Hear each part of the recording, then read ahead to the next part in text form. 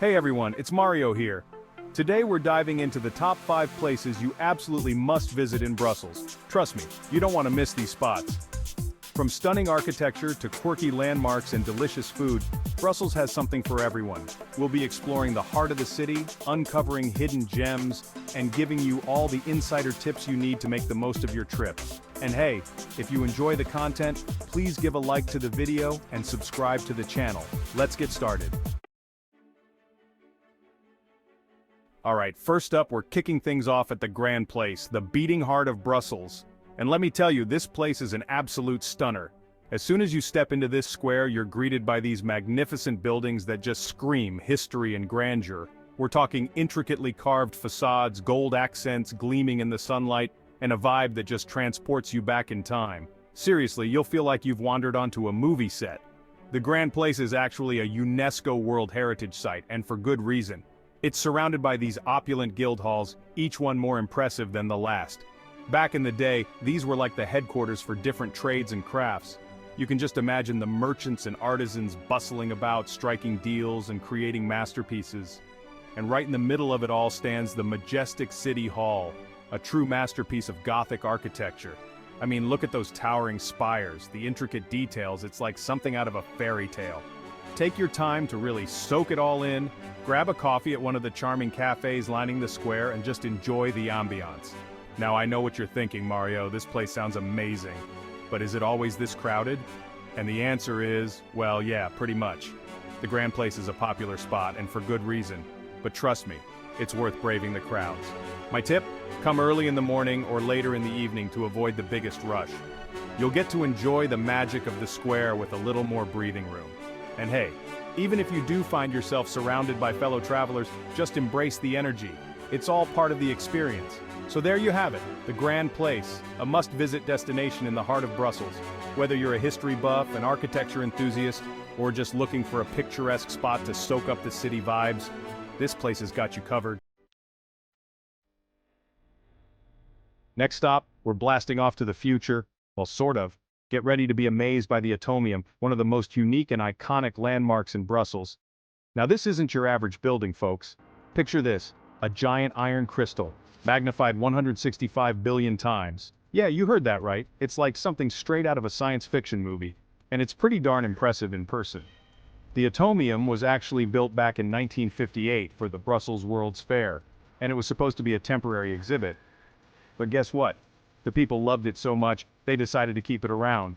And I'm so glad they did. So, what exactly can you do at the Atomium? Well, for starters, you can take a ride in one of the spheres. That's right, those shiny balls you see aren't just for decoration. They're actually elevators that whisk you up to the top for some mind-blowing panoramic views of the city. Trust me, on a clear day, you can see for miles. It's the perfect spot to snap some epic photos and get your bearings in Brussels. But the Atomium is more than just a pretty face. Inside, it's also home to a fascinating museum that tells the story of its construction, the 1958 World's Fair, and the history of the atom. So, whether you're a science enthusiast, an architecture buff, or just looking for a unique and unforgettable experience, the Atomium is a must-visit destination in Brussels. It's a testament to human ingenuity, a symbol of progress, and just plain cool to look at. Okay folks, get ready to meet Brussels' most famous peeing boy. You heard that right, we're heading to see the Mannequin Pis, a statue that's as quirky and cheeky as it is iconic. Now, I know what you're thinking, Mario, a statue of a little boy relieving himself?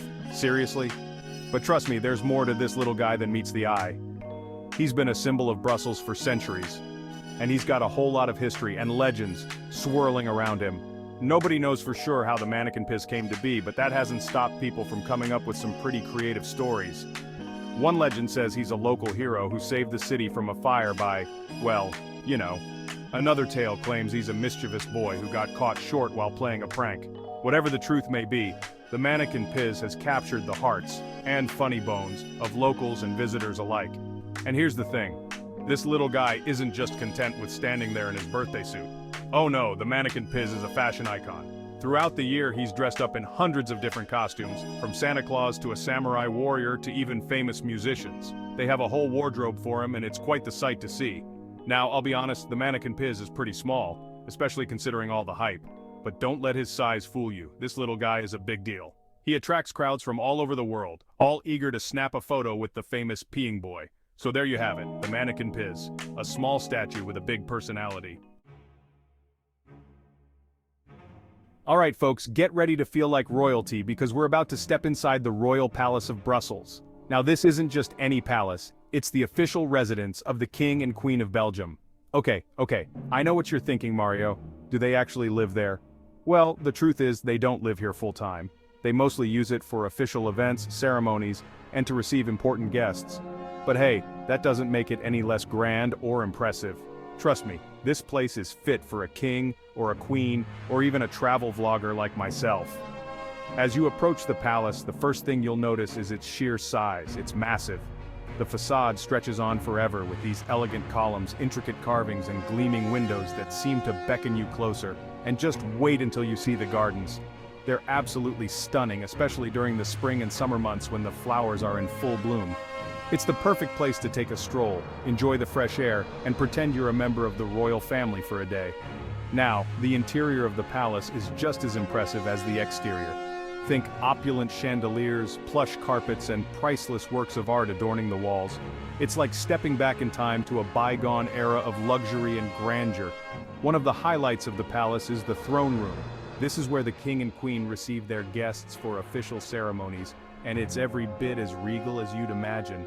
The ceiling is adorned with these beautiful frescoes, and the throne itself is pretty darn impressive.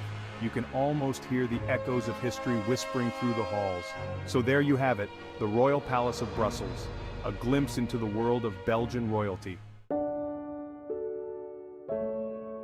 Alright folks, after all that sightseeing, it's time to slow things down and enjoy a little bit of tranquility at one of Brussels' most beautiful green spaces, Parc du Cinquantenaire. This park is a true oasis in the heart of the city, and it's the perfect place to escape the hustle and bustle for a while. Whether you're looking for a relaxing stroll, a picnic lunch, or a dose of culture, Parc du Cinquantenaire has something for everyone. As you enter the park, you'll be greeted by these impressive triumphal arches, which were built back in the late 19th century to commemorate 50 years of Belgian independence. They're pretty darn impressive, and they make for a great photo op. But the arches are just the beginning. This park is huge, and it's packed with hidden gems just waiting to be discovered. One of my favorite things about Parc du Cinquantenaire is its diversity. You've got these beautiful formal gardens with manicured lawns and colorful flower beds, perfect for a leisurely stroll or a romantic picnic. Then you've got these more natural areas with winding paths, shady trees, and even a pond where you can watch the ducks and geese go about their day. And if you're in the mood for a little culture, you're in luck. Parc du Cinquantenaire is also home to several museums, including the Royal Museums of Art and History, the Auto World Museum, which is a must-visit for car enthusiasts, and the Belgian Army Museum. But honestly, one of the best things to do at Parc du Cinquantenaire is simply relax and soak up the atmosphere.